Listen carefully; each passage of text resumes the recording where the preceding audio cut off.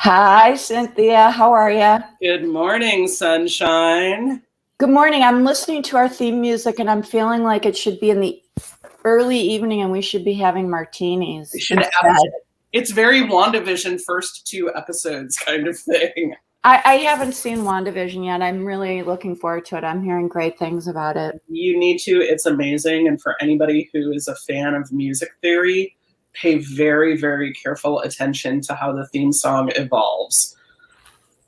Interesting. Okay. Well, now you've got me intrigued. So it's interesting. In honor of Women's Month, I was also watching the little intro, and every time I see lower your lap bars, it relates to what we're going to start the show with. I'm like, I want to have a club called the Lap Bar. I just, I bring this up every time. I think it would be like hilarious because, we know what the entertainment would be. It's the Disney After Dark Club 33 offering. Exactly. And I feel like it should be for women. When I think of lap dances, I think of, something that typically our male counterparts are able to avail themselves of. And, I don't know, equal time. It's Women's History Month. Which leads me to our, the question that I wanted to ask you before we introduce our awesome guest, which is, this whole Matt Gaetz thing, which maybe you can fill me in on the latest because I haven't been following entirely. But why is it that there's a disproportionate amount of male bad actors that we hear doing these things? Is it because women just were not raised to do things like that? Or are we just not getting busted? Or like, are we facing ramifications for lesser behavior that force us out of positions of power before we can rise to the stature of Representative Gaetz or Governor Cuomo or Harvey Weinstein or Matt Lauer or, any one of a number of high-profile bad actors? Will it be like a sign of the fact we've arrived when we start getting busted for this type of stuff? You know what I mean? Busted for like this level of stuff, as opposed to being forced out of Congress for our ex engaging in revenge porn about us, kind of thing. Yes. You maybe, possibly. The thing which gets me about backing up, Cuomo, Weinstein, Lauer, they are all of a producer just said revenge porn. Good morning. Yes, good morning to our viewers.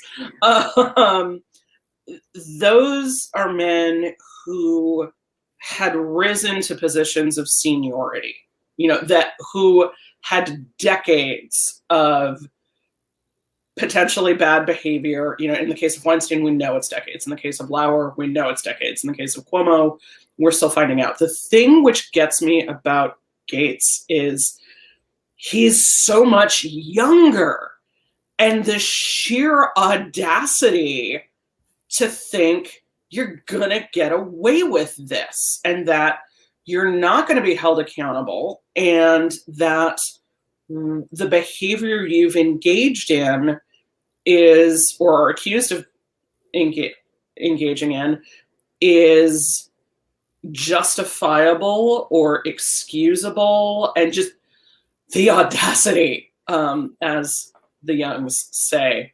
Yeah, it is. Yeah, I'm reading the Chiron. Sorry. absolutely. Interesting. Yeah, I just, it's interesting when you talk about audacity, because it makes me wonder whether is it audacity or is it a lack of discretion born of just the parameters of how we're judged is so different. Mhm. You see what I mean? Like, Yeah.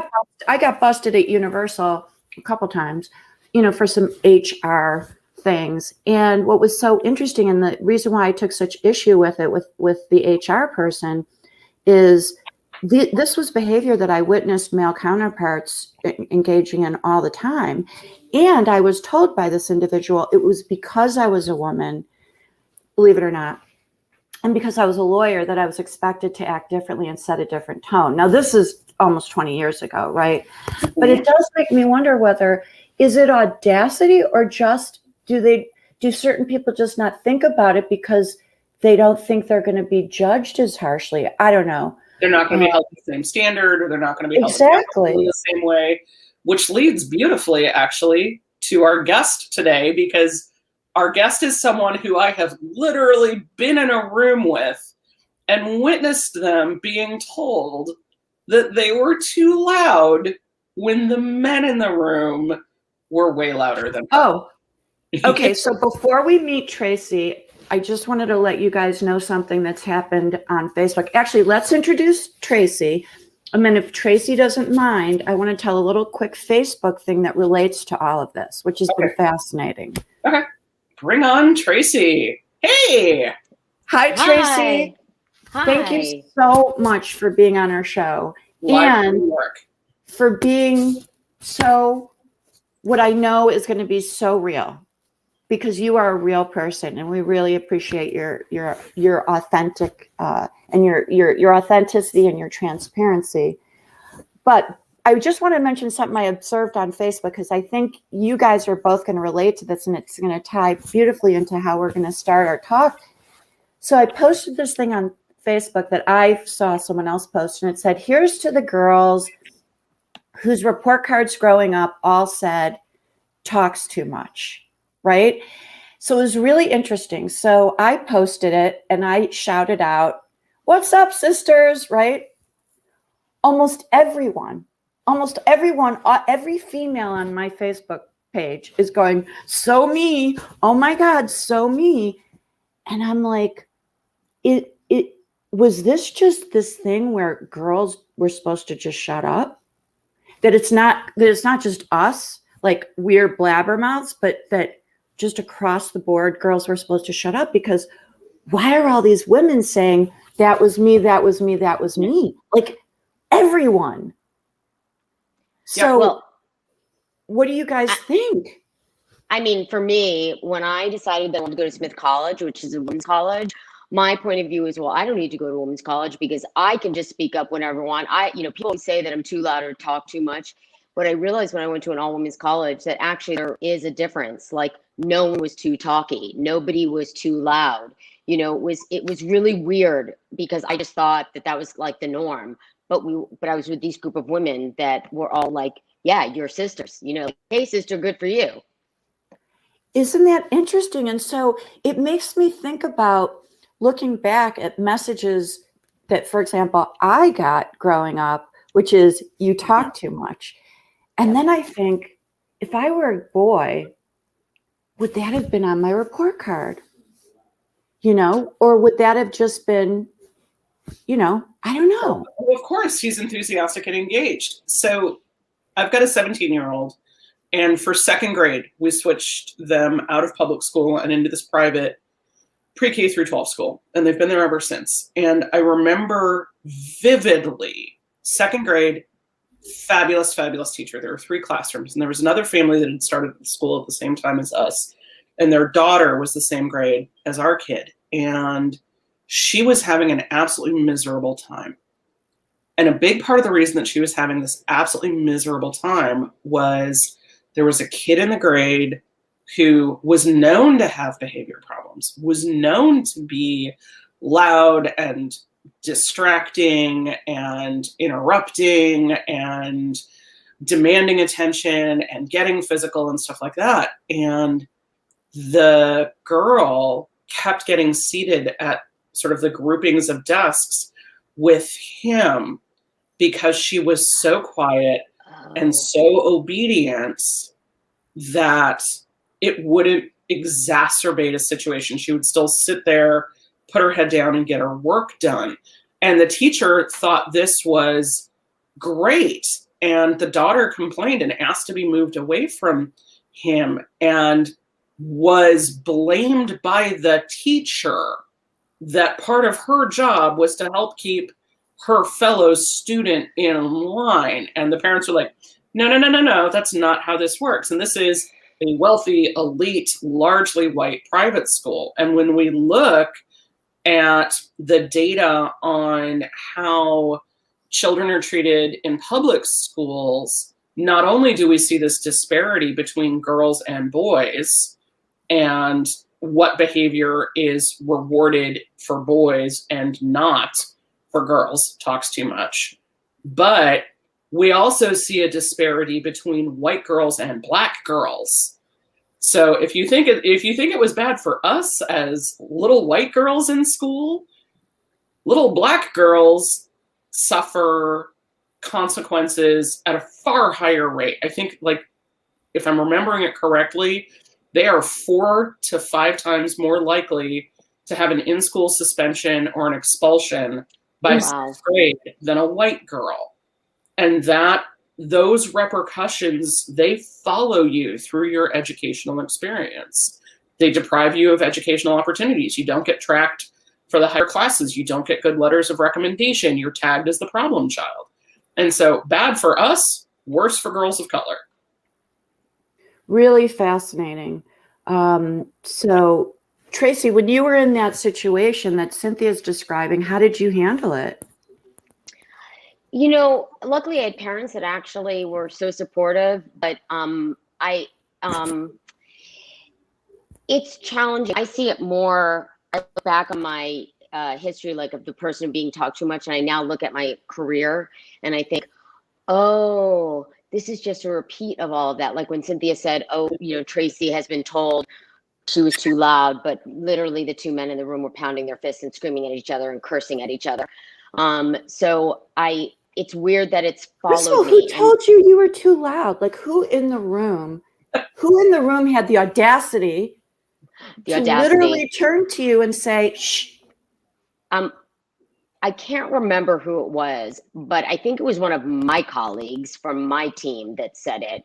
And I have also been told by colleagues, oh, I can hear your voice out in the hall. You know, you're upsetting everyone. And I'm like, our boss just was screaming, like really screaming. Are you kidding me?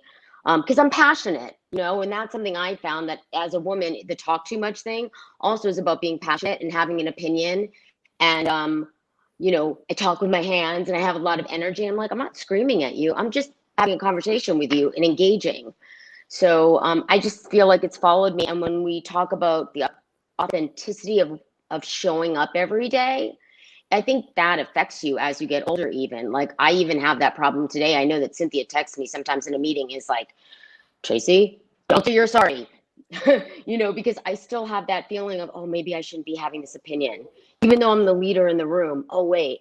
So I think it just grows. You get normalized by it. You know, you think this is the norm because I've been told that all the way through until I went to Smith.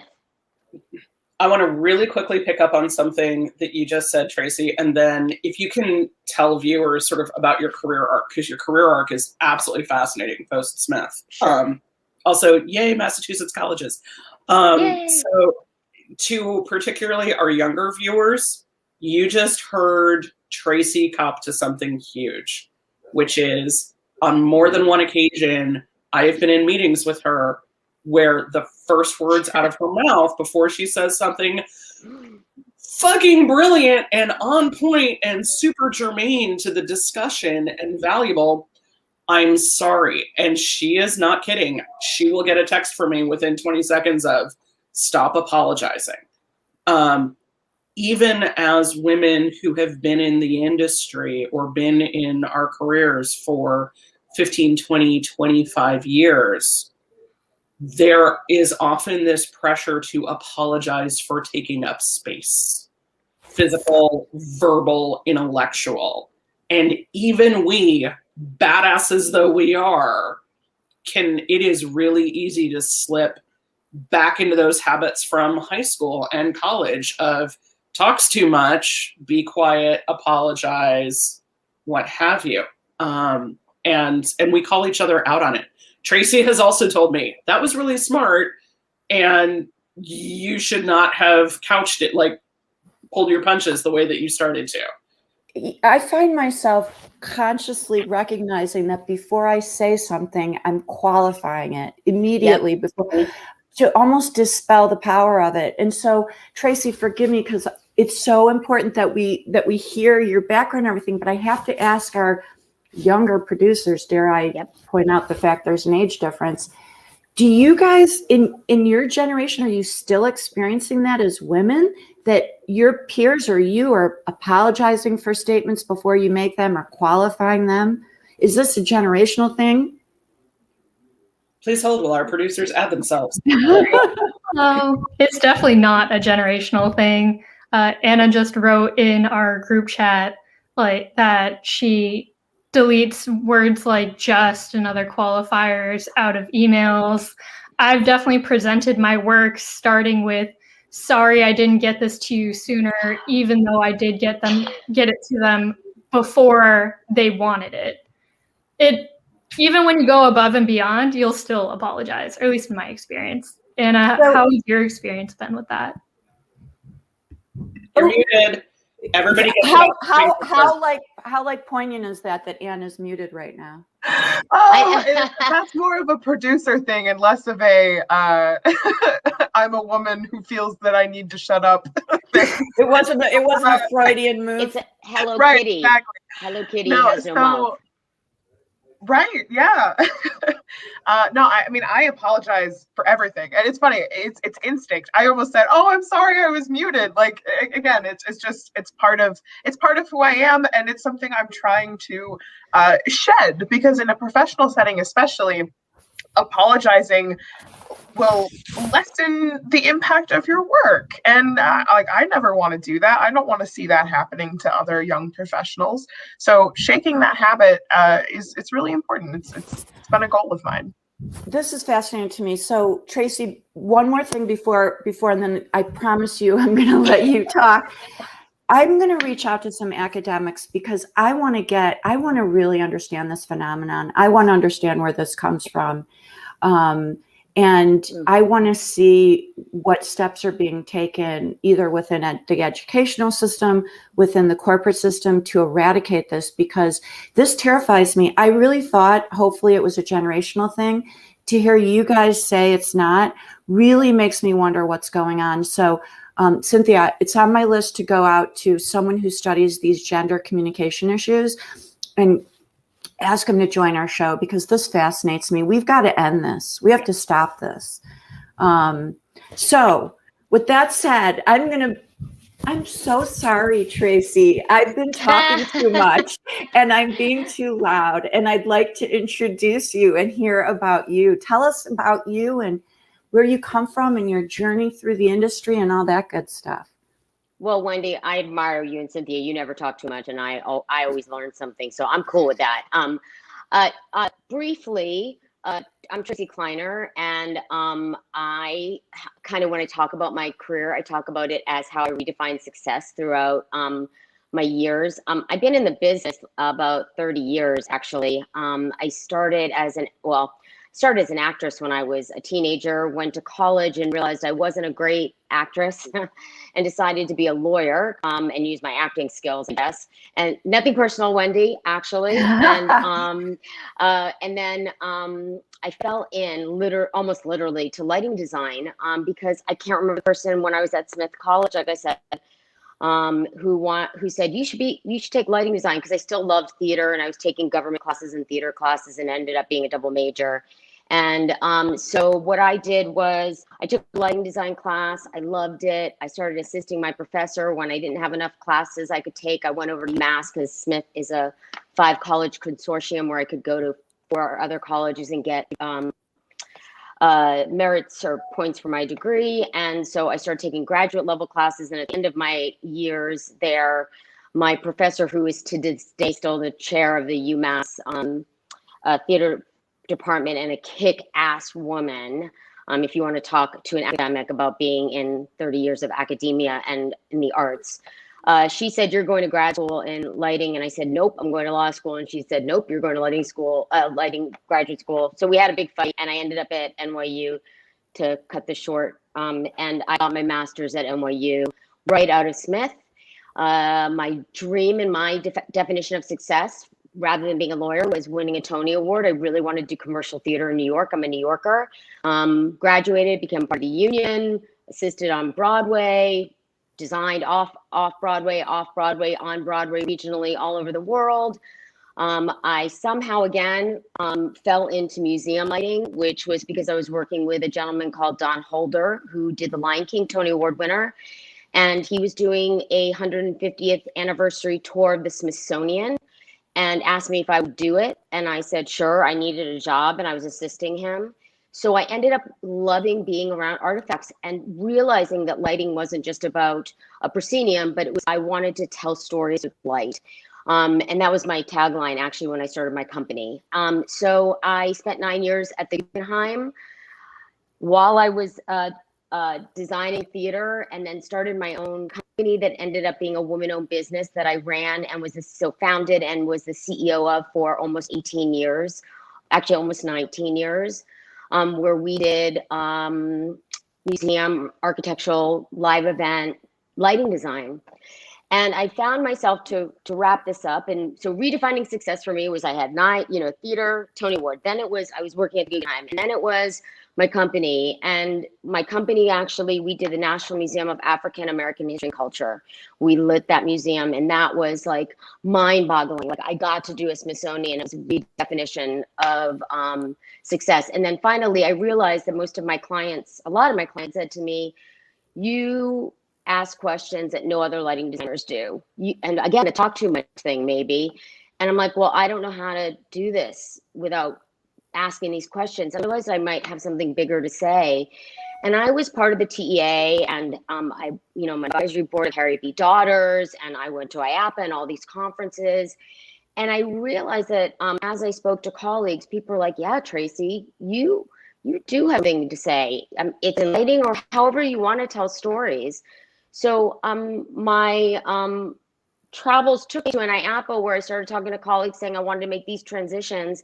And one of my friends at the time, I was friends with him and his wife, ended up being my boss, said, Traci, we have a position for you as creative director at SeaWorld. And we're doing a new project that's all interior in Abu Dhabi. I'm only going to say a little bit because I'm only allowed to speak a little bit about the project under NDA. But he said, and lighting, and we're going to do all of it inside, and we don't have that. And I believe in you, and I believe that you can tell the story and be our creative director. So he gave me this opening to sort of veer out of my lighting and take over a full park. And now for 3 years, I was the creative director for that park. And now I'm making another transition because of COVID. I have an 84-year-old mom and decided that I couldn't relocate 16 hours away during this time. And so I have said, gotten through design development and some of construction with SeaWorld. And I'm now looking for my next adventure, which is really interesting to have been 3 years a creative director and mostly a lighting designer, and how people look at me and how I redefine myself and redefine success. So that's my quick trajectory. If I miss something, I can always go back, but that's who I am. And now I'm looking how to tell stories in a new way. And for me, we talked about authenticity, but who I show up as every day, and trying not to say I'm sorry because I'm okay. I'm good to have that discussion. And I have the years behind me that I'm smart enough and, have experienced enough. But 30 years, you think I wouldn't say I'm sorry about my opinion anymore, but I still do, and I'm still working on that. Yeah, I find it so interesting. I'm curious if you're willing, Traci, to reveal this, because I think we have a lot of younger listeners. Cynthia and I did the show in large part because we wanted to give voice to, when you're older and you have more experience under your belt and you have more, it's like a plane that's higher in altitude. They have more space to kind of nosedive and recover. We can talk about things that younger people may not feel comfortable talking about. And so I'm curious if you could talk to the younger professionals who are looking at you as this kick-ass woman that's achieved so much and done so much. What do you still feel like at the table? If you're really honest, what do you still feel like at the table? Do you feel like a kick-ass woman? Oh, good God, that's a question. I'm sorry, Cynthia, I know, is right? that a broad Well, question? It's a great question. It's a hard one. Yeah, well, you know what? Some days I said, do, I'm some sorry, days I don't. Cynthia. Oh my God. And by the way, I should have texted you, Wendy, and said, don't say you're sorry. It should be a drinking game. It should be like a 9 a.m. drinking game for me. Right. Exactly. I love your idea about the bar, by the way, and martinis. I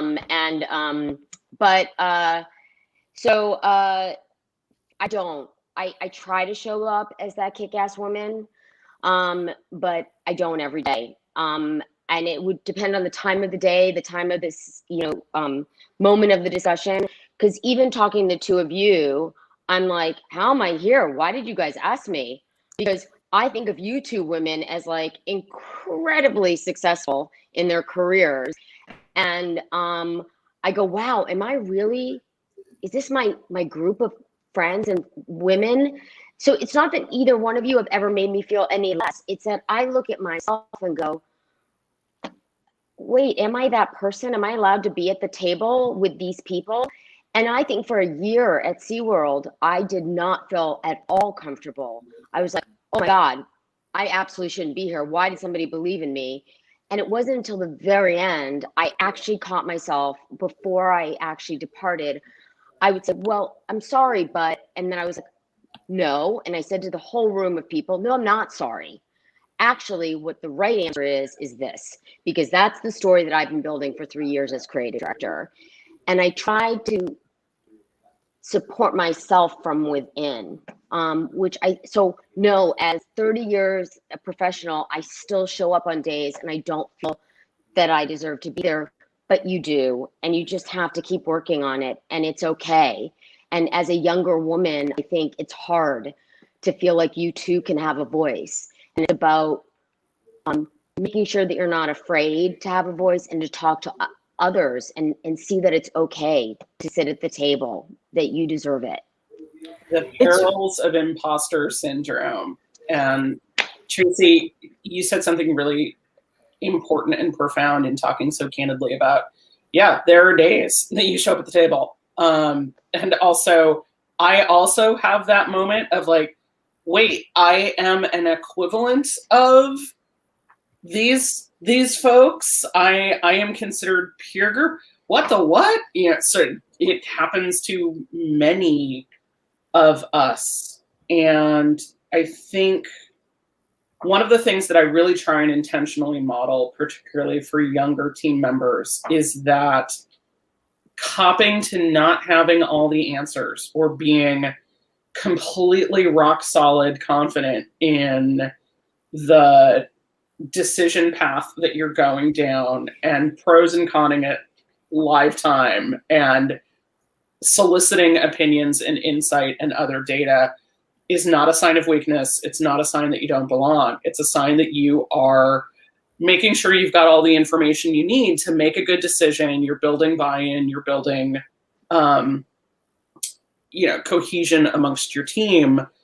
But I think traditionally in the workplace, we are so used to a more authoritarian dare I say, masculine leadership style of my way or the highway, and consensus building and the work, the literal labor of consensus building can be interpreted as weakness or not being a badass or not being in control or command, so that it can really kick off this pernicious cycle of questioning if you're doing the right thing, if you belong at that table, if all of that. Well, looking for a new job now, like looking what my next adventure is, or what somebody called my next chess move, I'm actually regressing. Like I actually had like almost like a breakdown 2 days ago, because I was like, am I ever going to get another job? Or when I talk to people that I really respect, I'm like, oh, this would be a great position for me. And I'd be like, why are they talking to me? Oh my God, I get off the call and be like, I just, who do I think I am for talking the way I did? Or why, it's nuts. It's really nuts. And I'm really struggling because I now need to come to the table and recognize that it's okay to be me. It's okay to have an opinion. It's okay to talk a lot, but learn to listen and have those conversations. See, that's different. I think as you grow in experience, you learn to listen better. That's not being a woman or a man or whatever, Right. but that's just experience. But also knowing that it's okay that I speak. And so I'm really, I every day I'm talking to myself down on ledge sometimes. Well, I think it's important. Oops, sorry. no, go ahead, Cynthia. It's particularly given the current situation we find ourselves in, with so many people either struggling to break into the industry or experiencing job loss or being forced into a career trajectory switch because they're rabies. By the way, everybody, please go get vaccinated. Sign up for whatever lists you need to in order to get notified when you have availability to get a shot, and get it. Cynthia, I don't want to be tracked.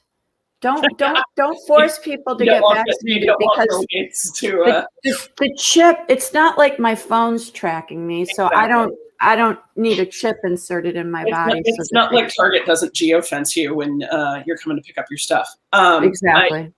Right now, our industry in particular is so traumatized. We're seeing this, do I belong? Is there a place for me? Across gender identities, across various backgrounds and identity groups. And I think it's, in many ways, it's exacerbated for people of populations that are underrepresented in our industry. Like Rachel Nakamura put it really, really well in a Coaster 101 podcast, that when she looked at the industry, she didn't see a place for herself. You don't see a lot of Asian American women in positions of power in our industry.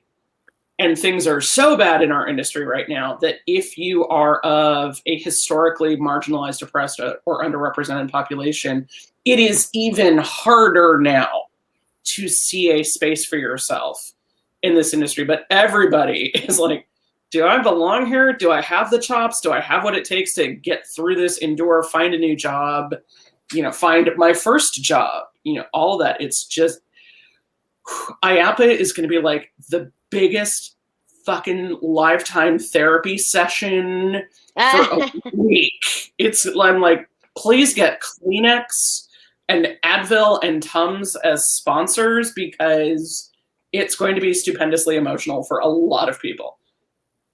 So I just wanted to say, first of all, we got a comment regarding the, imposter syndrome, and how it's not just being suffered by women. Young men are experiencing it as well. And I wanted to share a personal story of something that happened to me when I was a young professional that really changed me. And I would offer it up to everyone out there to think about it. So very long story short, when I went to law school, I never intended to go to law school. I was a talent agent. When I started law school, I was at a very academic, intellectual law school. And I walked in like Elle Wood, from Legally Blonde, even though I wasn't blonde. I just was a fish out of water, and I was so intimidated.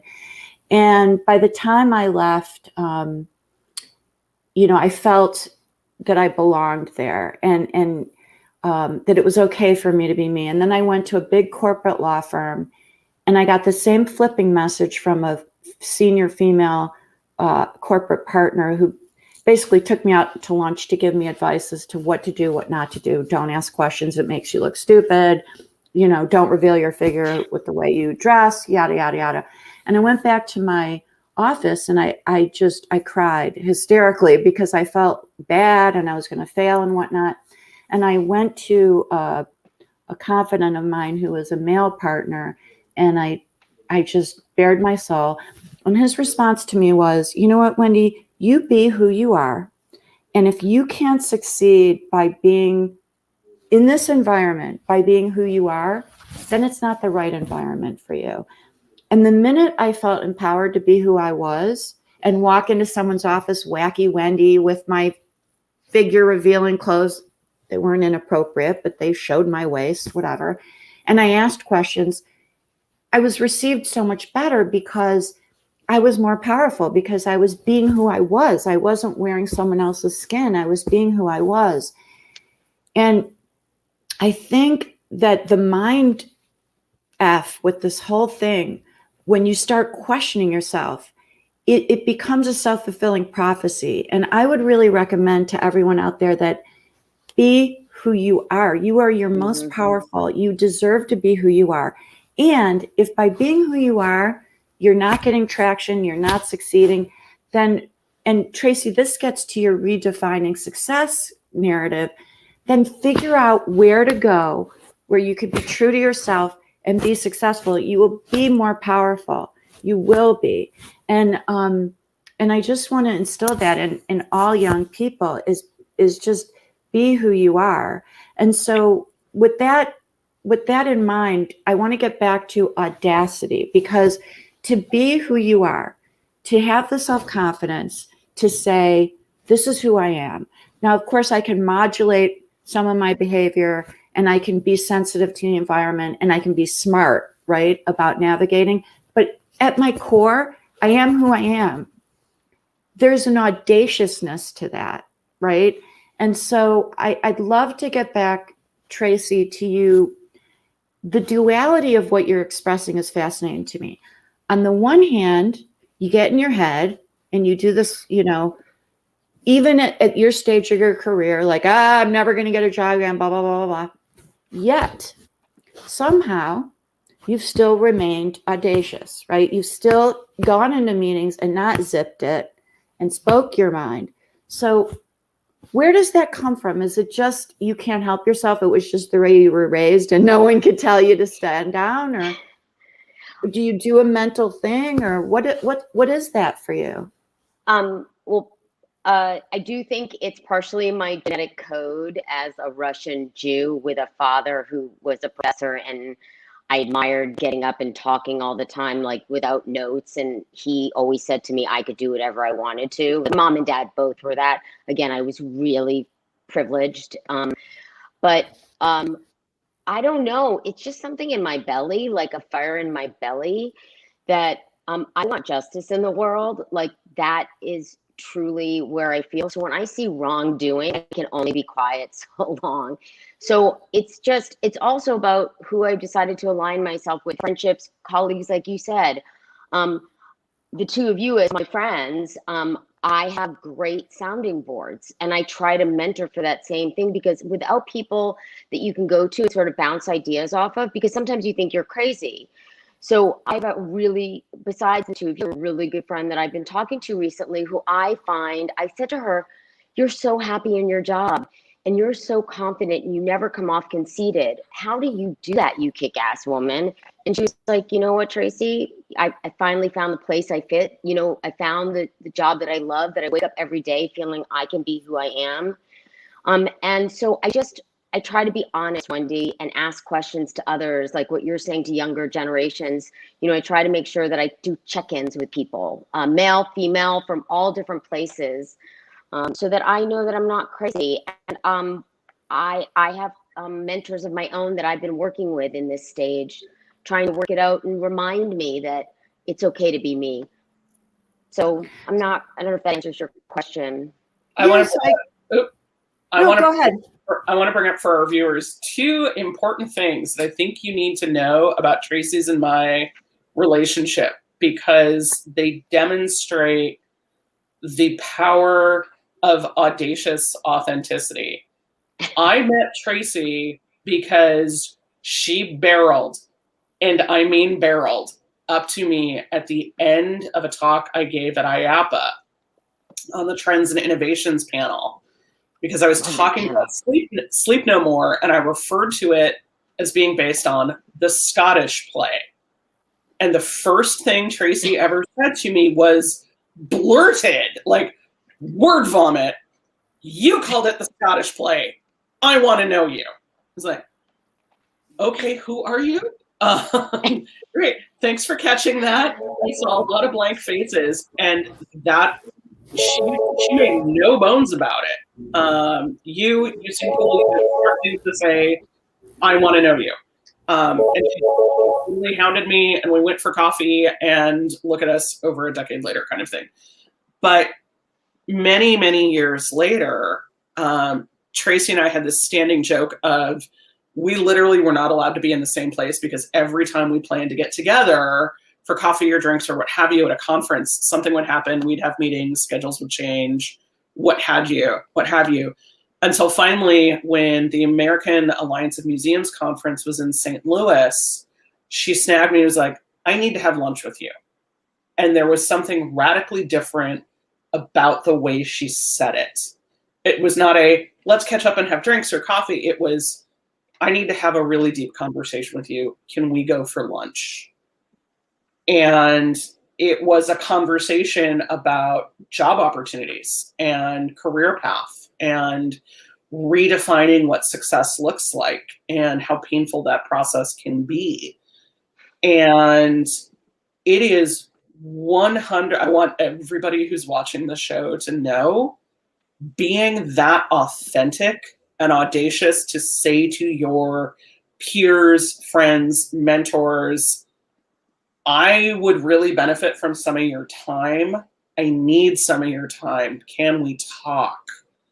And being really authentic in those conversations is so helpful, not only to you, but bluntly, it was great for me, because it modeled, yeah, no, I can actually sit folks down and say, I need to actually have an external conversation about my career. I need to not live it all inside of my own head, because we are, like, culturally, it's taboo to talk about salary and wants and desires in terms of financial compensation. And, we're taught to be quiet or not to be too aggressive in our career path. And no, Traci taught me it is not just okay to have those conversations externally, but it's necessary to. Yeah, I think if we've learned anything over the last 4 political years, it's to dispel ourselves from this notion that we should have fear of not being who we are, fear of fraud, and all that stuff. I mean, I hate to get political, but my impression is that we had a chief executive officer who never questioned himself. And, in a lot of respects, it worked for him. He's made a rich internal landscape. Yes. And I think that, maybe that would be some of the advice I'd give to younger people listening today is really try to train yourself. If you start to feel the imposter syndrome, if you start to feel the doubt, recognize that that's something you can reframe for yourself. You can say internally, I'm here for a reason. Someone made a decision to have me here. So unless I think they're an idiot, I deserve to be here. And I'm just going to stop. I'm going to make myself stop. And I'm going to realize I deserve to be here.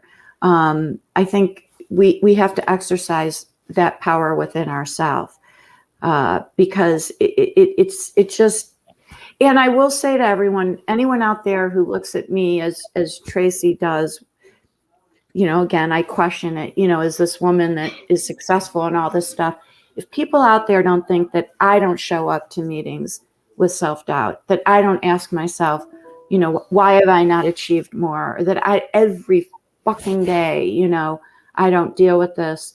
It's just people aren't necessarily willing to share it. They're not willing to, you know, we all experience it. So don't think you're alone in those feelings.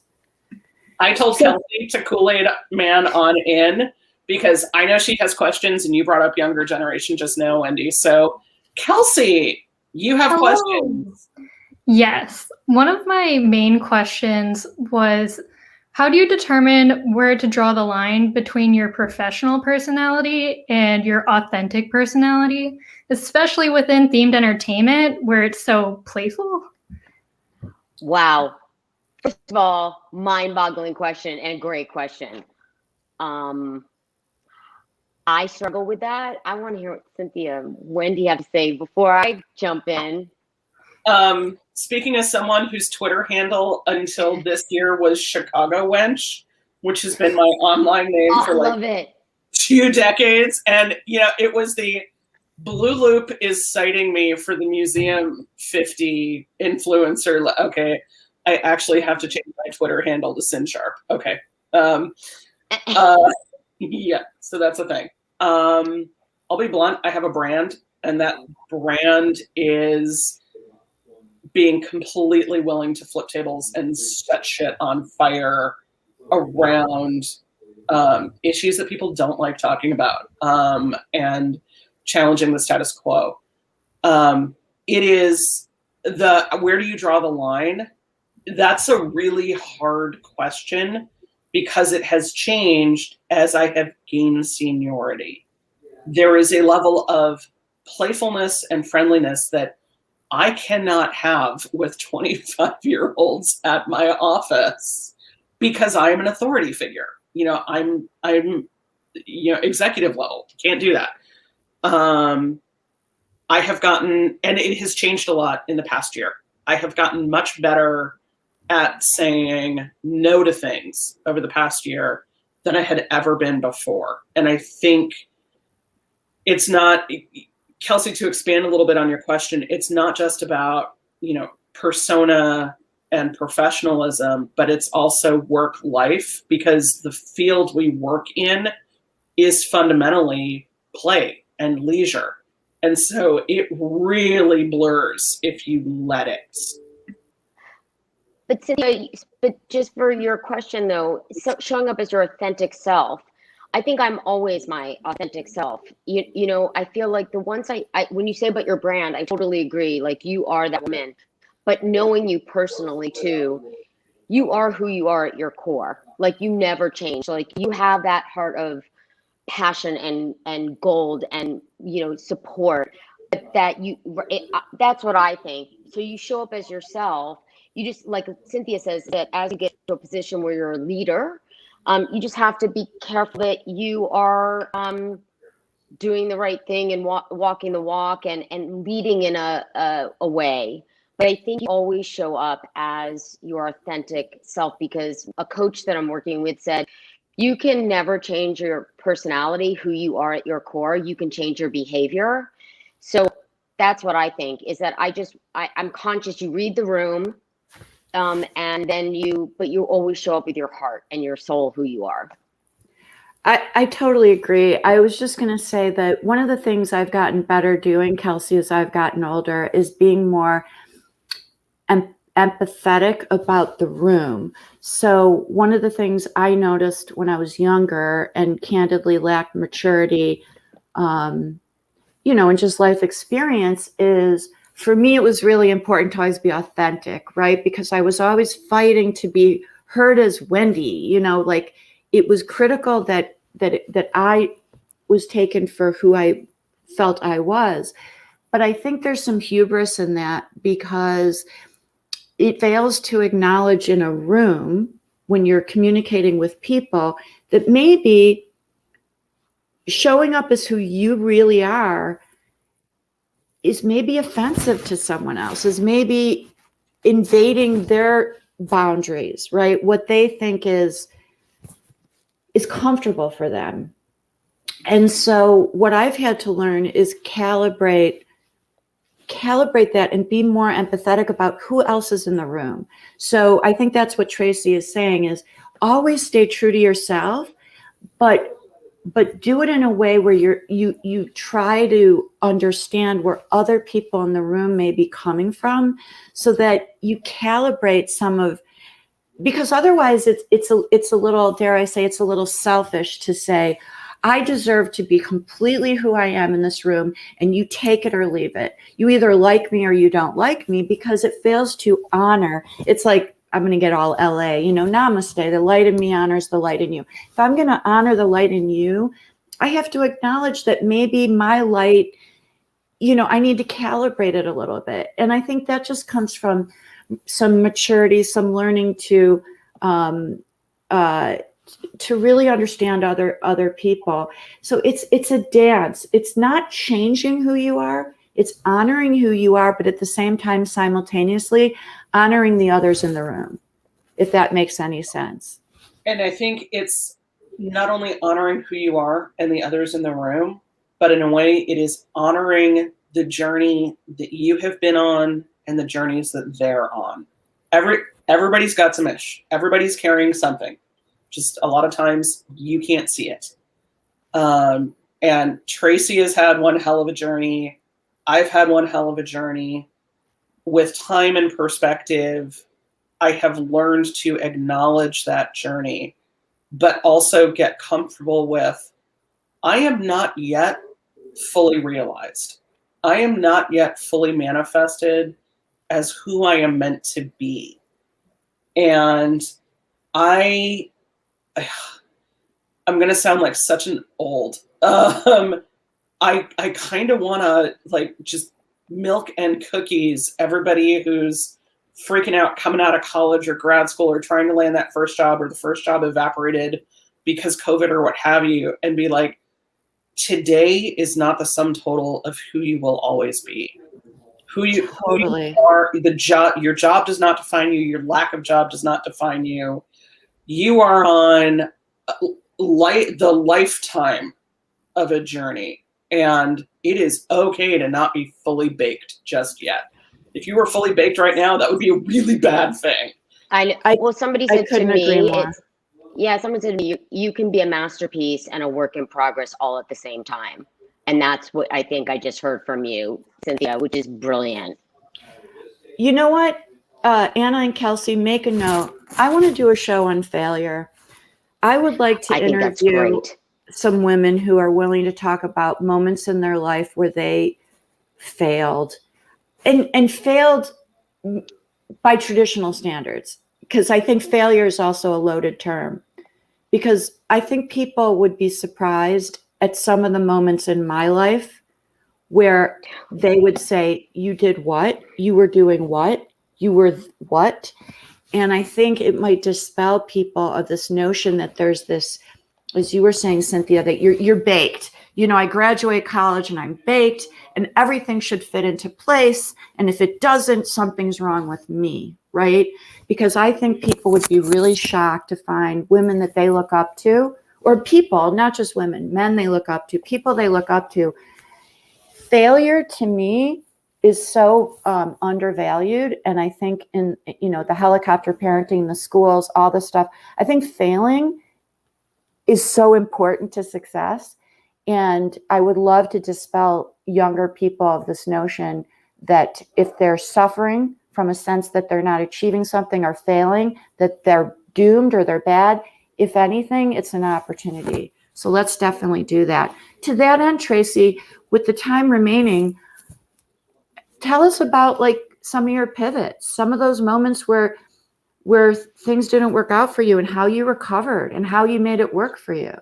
Yeah, I mean, for me, there's so many, and I think that would be a great show, and I can't wait to hear what you guys say on that show. But there's times I failed a client and I thought I was going to lose the job, and I came to the table and tried to fix it. And it's actually a long-standing client from my company that said to me, Traci, we all make mistakes and we all fail. It's how you actually solve the problem. And that's why we kept hiring your company, was because you came to the table and said, I failed. What can I do to help? So I think that's one of the things that we don't talk about enough either. It's okay to say that you make a mistake. You know, I bought my company. I mean, I started my company. I sold my company. I realized I made a mistake. I bought my company back. Everyone thinks my company was so successful, which it was artistically, but not in business. Like I could go on and on, you know, Wendy. But I think it's about growing. And if you don't fail, you don't learn, I think. There's something about that. It's good to have that experience. Yeah, and it definitely makes you more resilient and more able to take chances, right? Because if you're Absolutely. terrified of failing, if you think you're going to die if you fail, you'll never take chances. Right. And I think that's one of the things that we face in certain corporate environments is I think we rob certain opportunities for innovation and creativity by making people afraid to fail, right? I think great leaders give people some room to fail because they push the boundaries, and pushing boundaries is the way we create. Mm-hmm. So yeah, well, I don't know. Do our producers have any other questions? We've got 4 minutes left, so we have time for either one other question or comments, or I can make Traci do the lightning round of questions. Let's do lightning round. And texted her this morning so that let's do lightning round. I don't think we have too much time left. So all right, I'm ready, by the way. So we failed to do this with Susan Toller-Carr last time, but she's going to be back on the show, so we will do these questions with her that time. But we like to ask 3 questions of our guests, and so by the end of this, we're going to have an amazing dossier of advice and books. Traci, what is the single best piece of career advice you've ever gotten? BLT, breathe, listen, talk. You breathe first, then you listen, and then you talk. I just think amazing. It's so. And now I want a sandwich, but it's Passover. And the person who told me this said, think about all the ingredients. When you're breathing, think of the ingredients so you actually take the time and then listen while you're thinking about it and then speak. Amazing. Awesome. What one book do you wish everyone had access to and time to read? For work, I would say Sun Tzu, The Art of War. I'm learning it because I just, you know, giving your enemy, you know, a graceful exit. I need to learn these things, and I find that. And I have too many fiction because I was really upset you asked me for just one book, but that's the one I'm going to choose today. Okay, you can give a fiction book too. I love Winter's Tale by Mark Halperin, almost anything by John Irving, and Love John Irving. Another one, Master Margarita, which is Master and Margarita. Oh my God, Traci, we have to have a book club together. Oh my God, I love that. Okay, I'm in. Just tell Welcome me. to the Getting Real Book Club. And last question, in the movie of your life, who plays you? Yeah. You know, first it said Meg Ryan, and then I thought Amy McAdams, but I don't really know. That's so funny. I get such a Sandra Bullock vibe. I thought about Sandra Bullock too, you know, it's hard to see yourself as, you know, I don't know. I chose actresses that I related to. I just saw the movie where she plays a political consultant. I don't even remember what the name is. And she imbued a lot of, I don't know, the things you talked about. So I just thought Sandra Bullock would be awesome. I would be fine with that. Traci, thank you so much for answering the call when I texted you and was like, hey, want to be on the show? We need a 2-hour show, Cynthia. This is like, we barely scratched the surface. This is insane. I agree. So folks know our producers, our totally awesome producers, Anna and Kelsey, approached Wendy and I a couple weeks ago and were like, how do you feel about maybe 2 shows a month instead of 1? Because there's a lot to chew through. So we're working on it. We'll get there. But Traci, thank you. Thank you. I want to say thank you to both of you. Honor and pleasure. And I love seeing you both. It's really our pleasure. And I think Cynthia and I are just fortunate. We're at a stage of our career where if we go on record saying something that's going to come back to bite us, we're kind of okay with it. And our guests are willing to do the same. And that's bravery. That's being willing to be brave and authentic and be willing to fail. And so thank you, Traci so much for showing up in that regard. It's really powerful. I think it's important that we really communicate these things to people so that people have the ability to breathe, listen, and talk in an authentic, audacious way. Without 17-year-olds, though. So thank you, everyone, so much. Tune in a month, and we'll have more to chat about. And guys, have a great couple weeks. Stay safe. Get those vaccines and chips so you can be tracked by Big Brother. And we'll be seeing you soon. So, and Anna and Kelsey, thank you for your awesome producership. Yes. You guys are Really awesome. It was nice appreciate to it. meet them. They're great producers. Thank you. They're flipping awesome. So thanks, everyone. Thanks, everyone. Bye. Bye. Have a great week.